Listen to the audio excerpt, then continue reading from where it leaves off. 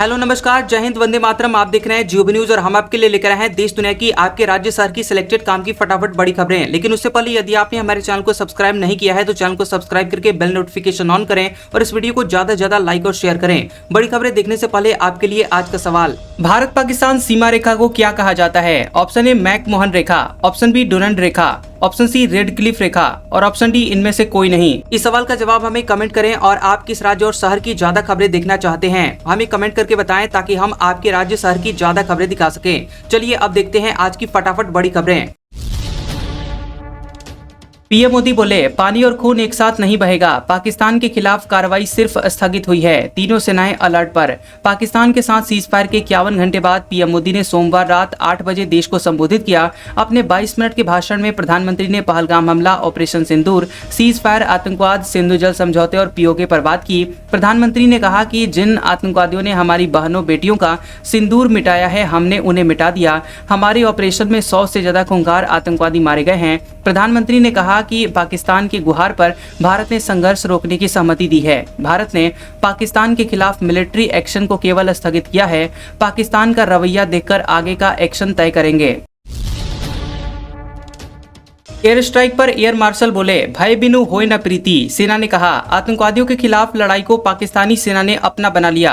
पाकिस्तान के खिलाफ ऑपरेशन सिंदूर पर भारतीय सेना ने लगातार दूसरे दिन प्रेस कॉन्फ्रेंस की। आर्मी से DGMO lieutenant general Rajiv Ghai, navy से वाइस एडमिरल एएन प्रमोद और एयरफोर्स से एयर मार्शल अवधेश कुमार भारती ने ऑपरेशन सिंदूर पर 32 मिनट तक फिर जानकारी दी। एयर मार्शल भारती ने कहा कि भय बिनु होय न प्रीत। हमारी लड़ाई आतंकवादियों के साथ है, हमारी लड़ाई पाकिस्तानी मिलिट्री के साथ नहीं है। पाकिस्तान की सेना ने आतंकवादियों का साथ दिया तो हमने उसका जवाब दिया। अपनी सेना के नुकसान के लिए वो खुद जिम्मेदार हैं। भारत और पाकिस्तान के बीच 10 मई की शाम 5 बजे संघर्ष विराम हुआ था। सीज फायर के 43 घंटे बाद 32 एयरपोर्ट्स खुले। 3 दिन में 500 से ज्यादा फ्लाइट्स रद्द हुई थी। अब एयरलाइंस ने बुकिंग रद्द की। खबर है कि भारत और पाकिस्तान के बीच सीज फायर के 43 घंटे बाद सोमवार को 9 राज्यों के 32 एयरपोर्ट्स खोल दिए गए। एयरलाइंस कंपनियों की तरफ से यात्रियों के लिए बुकिंग शुरू कर दी गई है। 32 एयरपोर्ट्स के लिए एयरलाइन सर्विसेज 9 मई से 15 मई की सुबह 5:29 तक बंद की गई थी। वहीं एयरपोर्ट्स अथॉरिटी ऑफ इंडिया ने प्रेस रिलीज के जरिए एयरपोर्ट्स खोलने की जानकारी दी है। इसमें बताया गया है कि 15 मई तक बंद 32 एयरपोर्ट्स अब तत्काल प्रभाव से एयरक्राफ्ट ऑपरेशंस के लिए उपलब्ध हैं। यात्रियों को फ्लाइट्स की जानकारी के लिए एयरलाइन कंपनियों की वेबसाइट को देखने के लिए कहा गया है। 15 मई तक आ सकता है सीबीएसई का रिजल्ट। पिछली बार 13 मई को घोषित हुए थे 10वीं और 12वीं के नतीजे। खबर है कि हर बार की तरह इस बार भी यूपी बोर्ड ने सबसे पहले परीक्षा परिणाम घोषित कर दिया था। यूपी बोर्ड प्रयागराज मुख्यालय से 25 अप्रैल को रिजल्ट जारी किया गया था। इसके बाद ही 30 अप्रैल को आईसीएसई बोर्ड ने भी 10वीं और 12वीं के परिणाम घोषित किए थे। अब सीबीएसई यानी केंद्रीय माध्यमिक शिक्षा बोर्ड के एग्जाम के परिणाम का इंतजार है। हालांकि अभी रिजल्ट की कोई निश्चित तारीख तो घोषित नहीं हुई है, लेकिन ऐसा माना जा रहा है कि 15 मई या फिर उसके बाद कभी भी सीबीएसई के 10वीं और 12वीं के परिणाम घोषित किए जा सकते हैं। वर्ष 2024 के परिणाम की बात की जाए तो सीबीएसई ने 13 मई को परिणाम जारी किया था। हिमाचल कांग्रेस का नया अध्यक्ष चुनेंगे राहुल गांधी, कैबिनेट विस्तार का फैसला भी करेंगे। सीएम समेत सभी बड़े नेता दिल्ली मीटिंग में होंगे शामिल। कांग्रेस नेता राहुल गांधी हिमाचल प्रदेश में पार्टी का नया अध्यक्ष चुनेंगे। प्रदेश अध्यक्ष के साथ साथ कैबिनेट विस्तार भी राहुल गांधी की सलाह पर होगा। राहुल गांधी ने प्रदेश कांग्रेस की गुटबाजी और कांग्रेस हाईकमान की नाकामी पर संज्ञान लिया है, क्योंकि पार्टी हाईकमान 6 महीने से अधिक समय बीतने के बाद भी हिमाचल में पार्टी का नया संगठन नहीं बना पाया है। इसे देखते हुए राहुल गांधी इसी सप्ताह हिमाचल के सीएम समेत तमाम शीर्ष नेताओं को दिल्ली तलब करने वाले हैं। बीते 8 मई को भी राहुल गांधी ने कांग्रेस नेताओं की दिल्ली तलब किया था, मगर तब भारत पाकिस्तान के बीच तनाव की वजह से मीटिंग को पोस्टपोन कर दिया गया था। विराट कोहली ने टेस्ट क्रिकेट को कहा अलविदा। बीसीसीआई ने लिखा, थैंक यू विराट, एक युग का अंत, विरासत जारी रहेगी। बेस्ट फ्रेंड डिविलियर्स बोले, सच्चा लीजेंड। बता दें कि विराट कोहली ने टेस्ट क्रिकेट से संन्यास ले लिया है। कोहली ने इंस्टाग्राम पर लिखा कि टेस्ट क्रिकेट ने मेरी परीक्षा ली, मुझे आकार दिया, वो पाठ सिखाया जो जिंदगी भर मुझे याद रहेंगे।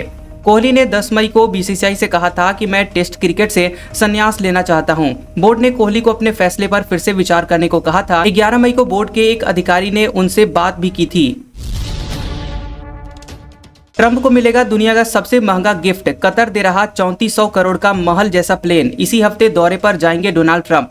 अमेरिकी राष्ट्रपति डोनाल्ड ट्रंप को दुनिया का सबसे महंगा गिफ्ट मिलने वाला है। कतर सरकार ट्रंप को गिफ्ट में लग्जरी बोइंग 747-8 जंबो जेट देने वाली है। इस विमान की कीमत $400 मिलियन यानी लगभग 3400 करोड़ रुपए है। ट्रंप मंगलवार को कतर के दौरे पर जाएंगे, तब इसका आधिकारिक तौर पर ऐलान किया जा सकता है। यह गिफ्ट किसी भी अमेरिकी राष्ट्रपति को मिलने वाला अब तक का सबसे महंगा विदेशी उपहार होगा। हालांकि ऐलान के बाद भी ट्रंप को यह गिफ्ट अभी नहीं मिलेगा। अमेरिका चीन में हुई ट्रेड डील, दोनों ने 115% टैरिफ घटाया। अब यूएस 30% और चीन 10% टैरिफ एक दूसरे पर लगाएंगे। अमेरिका और चीन के बीच जेनेवा में ट्रेड डील पर सहमति बन गई है। दोनों देशों ने टैरिफ में 115% कटौती करने का ऐलान किया है। जिनेवा में दोनों देशों के बीच हुए समझौते के मुताबिक अमेरिका चीनी सामानों पर 30% टैरिफ लगाएगा, वहीं चीन अमेरिकी सामानों पर 10% का टैरिफ लगाएगा। दोनों देशों के बीच टैरिफ में ये कटौती फिलहाल 90 दिनों के लिए है। जिनेवा में 2 दिनों की बातचीत के बाद दोनों देशों के बीच ये समझौता हुआ है। चीन के साथ चल रहे ट्रेड वॉर के बीच इसे राष्ट्रपति डोनाल्ड ट्रंप की बड़ी जीत माना जा रहा है। भारत पाकिस्तान सीज फायर के बाद 2975 अंक चढ़ा सेंसेक्स, ये साल की सबसे बड़ी तेजी 82,430 के स्तर पर पहुंचा। निफ्टी 4% चढ़ा। भारत पाकिस्तान के बीच सीज फायर की घोषणा के बाद 12 मई को सेंसेक्स 2975 अंक यानी 3.74% चढ़कर 82,430 के स्तर पर बंद हुआ। सेंसेक्स की ये साल की सबसे बड़ी तेजी है और इससे पहले सेंसेक्स 15 अप्रैल को 1577 पॉइंट या 2.10% चढ़ा था। सेंसेक्स के 30 में से 28 शेयरों में तेजी देखने को मिली। इन्फोसिस के शेयर में 7.67%, HCL टेक में 5.97%, टाटा स्टील में 5.64%, जोमेटो में 5.51%, TCS में 5.42% और टेक महिंद्रा 5.36% की तेजी देखने को मिली। यमुना की सफाई पर 8,372 करोड़ खर्च, फिर भी सबसे प्रदूषित नदी। 37 में से 33 STP का ट्रीटेड पानी फिर नालों में मिल रहा। दिल्ली का यमुना प्रदूषण में 80% का हिस्सा। खबर है कि यमुना नदी का महज 2% हिस्सा दिल्ली में पड़ता है और यमुना के प्रदूषण का 80% हिस्सा दिल्ली से मिलता है। यमुना को साफ करने के लिए अब तक 8,372 करोड़ रुपए खर्च हो चुके हैं और इतने खर्चे से दिल्ली में 37 सीवेज ट्रीटमेंट प्लांट बनाए गए और नतीजा है कि देश की राजधानी से गुजरने वाली यमुना नदी देश की सबसे प्रदूषित नदी है। एल्विश यादव को इलाहाबाद हाईकोर्ट से बड़ा झटका। ड्रग्स सांप के जहर के इस्तेमाल का चलेगा केस, चार्जशीट रद्द करने की याचिका खारिज। खबर है कि यूट्यूबर एल्विश यादव को इलाहाबाद हाईकोर्ट से बड़ा झटका लगा है। कोर्ट ने रेव पार्टी में ड्रग्स सांप के जहर के इस्तेमाल के मामले में चार्जशीट रद्द करने की याचिका खारिज कर दी है। जस्टिस सौरभ श्रीवास्तव ने कहा है कि यादव के खिलाफ चार्जशीट और FIR में बयान हैं और ऐसे आरोपों की जांच मुकदमे के दौरान की जाएगी। एल्विश ने याचिका में FIR को चुनौती नहीं दी है। आरोप है कि एल्विश रेव पार्टियों का आयोजन करते थे जहां विदेशी नागरिक भी बुलाए जाते थे। लोगों को सांप का जहर और अन्य मादक पदार्थों का सेवन करवाया जाता था। पुलिस ने इस मामले में अप्रैल 2024 में 1200 पन्नों की चार्जशीट दाखिल की थी। इसमें एल्विश का सपेरो से संबंध होने का दावा किया गया था। हिसार में 39 बांग्लादेशी पकड़े गए, गैर कानूनी ढंग से बॉर्डर क्रॉस कर हरियाणा में घुसे, कागज नहीं दिखा पाए, दिल्ली कैंप में डाले जाएंगे। खबर है कि भारत और पाकिस्तान के बीच सीज फायर के बीच हरियाणा में पुलिस ने 39 बांग्लादेशी नागरिकों को पकड़ा है। ये सभी गैर कानूनी तरीके से हिसार के हांसी में रह रहे थे। पकड़े गए लोगों में 14 पुरुष, 11 महिलाएं और 14 बच्चे शामिल हैं। पुलिस के मुताबिक ये तोशाम रोड पर ईंट भट्टे पर मजदूरी का काम करते थे। जांच में इनके पास से किसी तरह के डॉक्यूमेंट नहीं मिले हैं। पूछताछ में इन लोगों ने बताया कि ये बॉर्डर क्रॉस करके बांग्लादेश से आए थे। हालांकि इन्होंने ये नहीं बताया है कि किसने इन्हें बॉर्डर क्रॉस करवाया। इसे लेकर सुरक्षा एजेंसियां जांच कर रही हैं। राजकोट, जामनगर समेत गुजरात से सभी एयरपोर्ट खुले, मंदिरों में उमड़ी भक्तों की भीड़। गुजरात से राजस्थान जाने वाली सभी ट्रेनें भी हुई बहाल। खबर है कि भारत पाकिस्तान के बीच सीज फायर के बाद गुजरात के बॉर्डर इलाकों में हालात सामान्य हो गए हैं। राजकोट इंटरनेशनल एयरपोर्ट शुरू हो गया है और एयरपोर्ट अथॉरिटी ने एयरपोर्ट से पैसेंजर फ्लाइट्स की इजाजत दे दी है। इंडिगो और एयर इंडिया की ओर से बुकिंग शुरू होने के बाद उड़ानें शुरू की जाएंगी। वहीं कच्छ का विख्यात नडेश्वरी मंदिर के कपाट भी खोल दिए गए हैं और मंदिर खुलते ही भक्तों की भारी भीड़ नजर आई। बीते शनिवार को गुजरात से राजस्थान जाने वाली जो नाइट ट्रेनें रद्द की गई थी, अब वे भी बहाल कर दी गई हैं और रविवार सोमवार की रात एहतियातन सिर्फ द्वारका में ही ब्लैकआउट रखा गया। ऑपरेशन सिंदूर में मारे गए आतंकवादियों का पाकिस्तान में सम्मान, लश्कर कमांडर के जनाजे में सैन्य अफसर नेता शामिल हुए, बीजेपी का दावा, मरियम शरीफ भी गई। ऑपरेशन सिंदूर में मारे गए पाकिस्तानी आतंकवादियों के जनाजे में वहां की सेना के सीनियर अफसर और नेता भी शामिल हुए थे।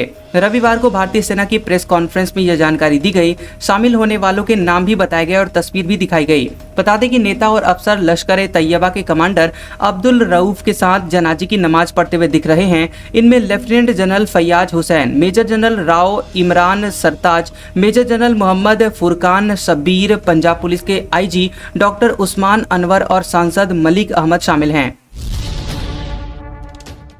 कर्नाटक कांग्रेस ने जम्मू कश्मीर को पाकिस्तान का हिस्सा दिखाया, बाद में सोशल मीडिया पोस्ट हटाया। डिप्टी सीएम बोले, किसी ने शरारत की थी। कर्नाटक में कांग्रेस ने सोशल मीडिया पर एक पोस्ट किया जिसमें जम्मू कश्मीर को पाकिस्तान का हिस्सा दिखाने वाला नक्शा था। कन्नड़ में किए गए इस पोस्ट में प्रधानमंत्री नरेंद्र मोदी और यहां सरकार की आलोचना की गई थी क्योंकि वे पाकिस्तान को अंतर्राष्ट्रीय मुद्रा कोष से मिलने वाले लोन को रोकने में नाकामयाब रहे। हालांकि ये पोस्ट अब एक्स से हटा दी गई है। जब इस बारे में पूछा गया तो पार्टी के प्रदेश अध्यक्ष और उप मुख्यमंत्री डीके शिवकुमार ने कहा कि ये गलत है, छोटी सी गलती थी, हमने सब कुछ हटा दिया है, किसी ने शरारत की थी। शादी में पटाखे फोड़े, दूल्हे पर एफआईआर, आर्मी ने जिंदा बम डिफ्यूज किया। पंजाब, चंडीगढ़, हिमाचल के एयरपोर्ट खुले। खबर है कि भारत पाकिस्तान के बीच सीज फायर के बाद बठिंडा में शादी में पटाखे फोड़ने पर दूल्हे के खिलाफ मामला दर्ज किया गया है। डीएसपी का कहना है कि डीसी ने आतिशबाजी, पटाखे फोड़ने और ड्रोन उड़ाने पर पूर्ण रूप से प्रतिबंध लगाया है। इसका उल्लंघन करने पर कार्रवाई की गई है। वहीं जालंधर के आदमपुर रोड स्थित चूहड़वाली के पास मार्कफेड के ऑफिस में मिसाइल के टुकड़े मिले। इसके साथ ही एक शेल भी मिला है जिसे सुरक्षा बलों ने नष्ट कर दिया है। श्रीनगर में पाकिस्तानी सिम बैन, जोधपुर में आज से खुलेंगे स्कूल, कॉलेज और कोचिंग सेंटर, जैसलमेर में बम मिला। खबर है कि श्रीगंगानगर जिले में पाकिस्तानी सिम पर बैन लगाया गया है। कलेक्टर डॉक्टर मंजू ने कहा कि जिले के किसी भी क्षेत्र में कोई भी व्यक्ति पाकिस्तानी सिम का उपयोग नहीं करेगा। आदेश का उल्लंघन करने पर कानूनी कार्रवाई की जाएगी। वहीं जोधपुर में बंद स्कूल, कॉलेज, यूनिवर्सिटी, आंगनबाड़ी केंद्र और कोचिंग सेंटर्स 13 मई से खुल जाएंगे। वहीं जोधपुर, किशनगढ़, बीकानेर एयरपोर्ट को तत्काल प्रभाव से ऑपरेशनल कर दिया गया है। भारत पाकिस्तान के डीजीएमओ की बातचीत हुई। उमर बोले, पाकिस्तान ने धर्म स्थलों को निशाना बनाया। आर्मी का वीडियो, दुश्मन को आसमान में नष्ट किया।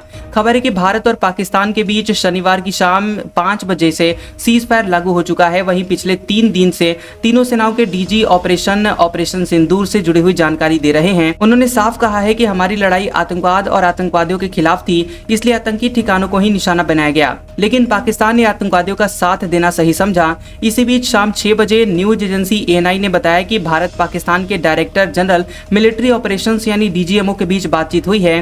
दोनों के बीच क्या बातचीत हुई है ये फिलहाल पता नहीं चला है।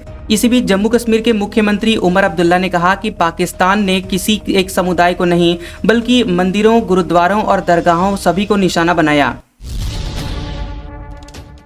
15 मई को बिहार आएंगे राहुल गांधी, पटना के थिएटर में देखेंगे फिल्म, दरभंगा में जनसभा को करेंगे संबोधित। ईबीसी वोट बैंक को साधने की रणनीति। कांग्रेस नेता राहुल गांधी 15 मई को बिहार पहुंच रहे हैं और बिहार में पटना और दरभंगा दोनों जगहों पर उनका अलग अलग कार्यक्रम तय किया गया है। राहुल गांधी पटना में ईबीसी समाज के विचारक ज्योतिराव फूले पर बनी हुई फिल्म फूले देखेंगे। इस दौरान सिविल सोसाइटी के प्रतिनिधियों और दलित वर्ग के कार्यकर्ताओं की मौजूदगी रहेगी।